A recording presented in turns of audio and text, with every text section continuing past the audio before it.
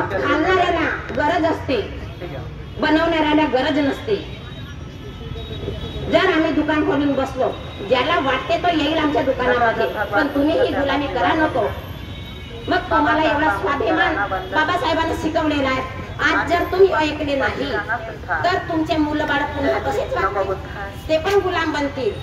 म्हणून बाबासाहेब सरळ शब्दामध्ये तुम्हाला सांगत आहेत की जी तुमची ही ओळख आहे आणि जे गुलाम बनून तुम्ही जगत आहात, हे गुलाम बना नको आणि स्वाभिमानाने जगा. स्वाभिमान आम्ही ओळख दाखवतो काळ्या मण्याची. अरे जर काळ्या मणी बामणाच्या बायका विधवा होत नाही का? तुमच्या महाराजाच्या बायका विधवा होतात.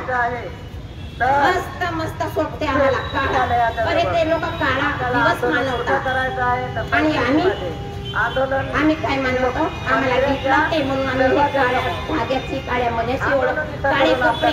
तुम्हाला काही वाटत नाही बिहारामध्ये सुद्धा काळे कपडे घालून येतात? मी आता 14 एप्रिलच्या दिवशी बघितलं, 3 मुली जीन्स पॅन्ट काळा घालून आल्या. रमाबाई एवढी जरी होती पण रमाबाईनं आपल्या शरीराचा प्रदर्शन केलेला नाही आहे. स्वाभिमानाने जगली एवढी रमा होती तरी बाबासाहेबाला घडवलं त्या बाईनं. त्या बाईच्या मुळे तुम्ही जागेवर बसले.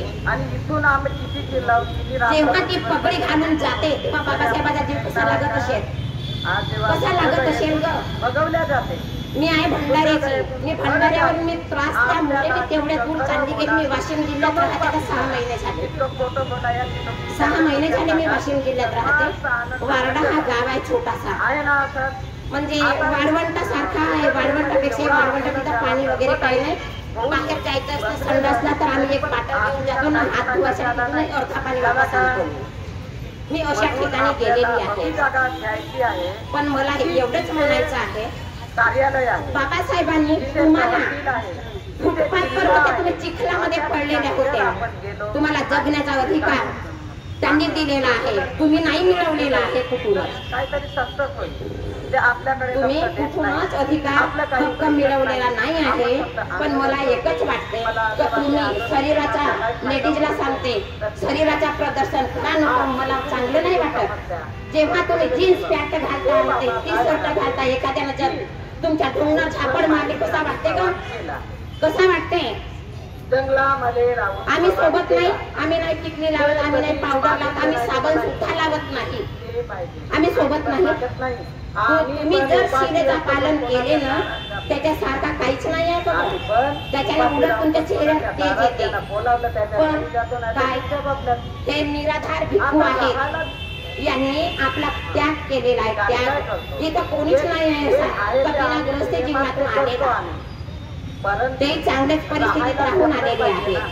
पण आहे त्याच्यामध्ये तुम्ही जेव्हा 5,000ची साडी घेऊ शकता, 5,000ची साडी. पण बाबासाहेबांना काय म्हटलेलं आहे? 1 रुपयातून 20 पैसे ह्या लोकांना द्या. 20 पैसे. जर तुम्ही 100 रुपये कमवता तर 20 रुपये द्या. 20वा हिस्सा आहे तो. म्हणून हा बुद्धाचा धम्म आणि धम्माचा संघ आहे. संघ त्याच्यासाठी तयार केलेला आहे. बाबासाहेबांना आम्ही काही देतो का? काही देत नाही आम्ही बाबासाहेबाला. सगळी त्यांनी एवढी सुंदर भीक दिलेली आहे, पण ते भीक काही शिजवून दिलेली. पण आम्ही ते पचवू नाही शकत.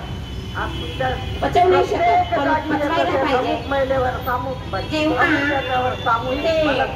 काय म्हणतात महाप्रसाद होते, एसटी मध्ये आम्ही लोक हात पुरवतो. हाताला बांधतो आम्ही पवित्र सूत्र घालतो. आणि एसटीतून हात पुरवतो, महाप्रसाद म्हणतो. काय आहे स्वाभिमान पूर्ण विकून टाकला ह्या समाजाने. जो तुम्हाला हा जन्म झालेला आहे ना, हा जन्म असा झालेला आहे का काही तुम्हाला खंडन करायसाठी आहे. मग असे तर तुम्ही आपल्या लेकरांसाठी करू शकता, आपल्या परिवारांसाठी सगळं काही करू शकता. पण यांच्यासाठी नाही का? एवढं देण्यापेक्षा थोडासा तुकडा जर दिले काय फरक पडते? तुमचं काय कमी होते का? वाया संसार आहे. विहार पडले असतील. अगोदर गरीब लोक होते, गरीब आश्रम नव्हते खुलले, पण आता जेवढे मोठे लोक झालेले ते अधिकारी झाले तर माय बापासाठी आश्रम खुले झालेले आहेत. लाजिरवाणी गोष्ट आहे. म्हातारे लोक फक्त प्रेमाचे भुकेले असतात, पाहिजे की नाही प्रेमाचे. जसा छोटा बाळ प्रेमाचा भुकेला असते, आम्ही आवडीने छोट्या बाळाचा लाड करतो, लव करतो, कसंही वागला तरी पण म्हाताऱ्या माणसाला वाटते का थोडस माझा पोरगा येईल, माझी सून येईल, माझी नातीन येईल, मला एक शब्द विचारल की आई जेवली का, आई कशी आहे, तिला किती समाधान भेटलं. पण आम्ही कसं करतो का, आम्हाला सोबतच नाही, आम्हाला सोबत नाही.